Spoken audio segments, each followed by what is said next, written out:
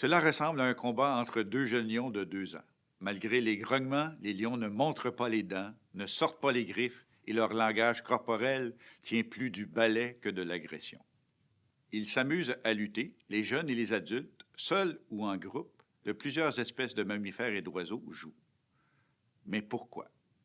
Ont-ils quelque chose à gagner de cette confrontation exubérante ou le font-ils pour l'unique plaisir de la chose? Dans cette partie du MOC, nous commencerons à répondre à cette question et d'autres ramifications du jeu dans le monde animal. Toutefois, il est important de souligner que la majorité des résultats présentés proviennent d'études en éthologie. L'éthologie correspond à la branche de la biologie qui s'intéresse au comportement animal et humain. Science vaste, elle regroupe divers aspects, de la neurobiologie jusqu'à l'étude des relations entre les espèces et à l'intérieur même des espèces, en passant par l'évaluation de l'intelligence ou la psychologie cognitive. Parmi les pionniers de l'éthologie, on compte Charles Darwin, qui a commencé à manifester de l'attention au comportement des animaux, notamment dans le choix du partenaire sexuel, donnant lieu à ce qu'il a nommé la sélection sexuelle, en référence à la sélection naturelle, son ouvrage de référence.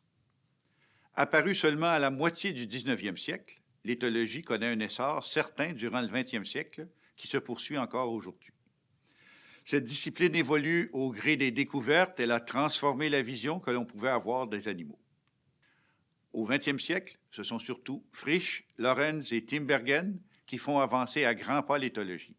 Tous trois reçoivent en 1973 le prix Nobel de physiologie et de médecine pour leurs découvertes concernant l'organisation et l'incitation des comportements individuels et sociaux.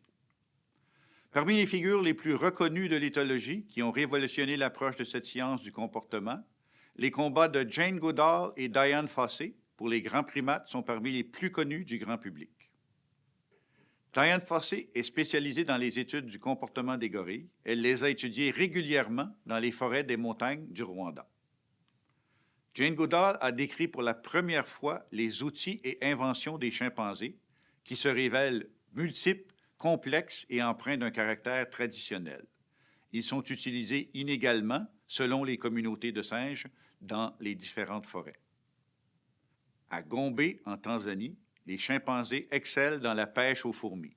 Pour atteindre ces petites créatures à la morsure douloureuse, ils fabriquent en effeuillant une brindille d'une taille choisie qui devient une canne à pêche introduite dans la fourmilière. Agacés et menacés par cet objet intrus, les insectes le mordent de toutes leurs mandibules et sont ensuite délicatement cueillis par le chimpanzé à l'appétit robuste. Les comportements de jeu sont un paradoxe chez les animaux et les humains en étant omniprésents, mais également ambigus pour plusieurs. Le jeu a longtemps été ignoré en biologie parce qu'il est difficile à définir et de ce fait, son importance n'est pas évidente à démontrer. Les comportements de jeu ont été observés chez la plupart des mammifères et plusieurs espèces d'oiseaux. Chez les oiseaux, le jeu a été observé entre autres chez les perroquets, les calaos et dans la famille des corneilles. Je vous invite à consulter les extraits vidéo YouTube de la corneille et des dauphins.